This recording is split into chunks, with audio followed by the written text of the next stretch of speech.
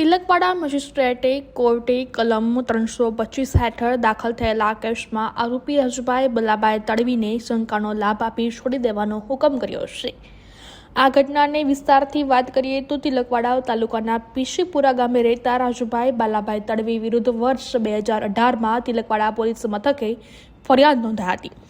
જે ફરિયાદમાં જણાવ્યા મુજબ બળદને કેમ મારેલ છે તેમ કહી લાકડીના 2 સપાટા ડાબા હાથે મારી ફ્રેક્ચર કરી થતા કાંડાના ભાગે સપાટો મારી ઈજા પહોંચાડતા કલમ 325 મુજબ તિલકવાડા પોલીસ મથકે ગુનો દાખલ કરવામાં આવ્યો હતો।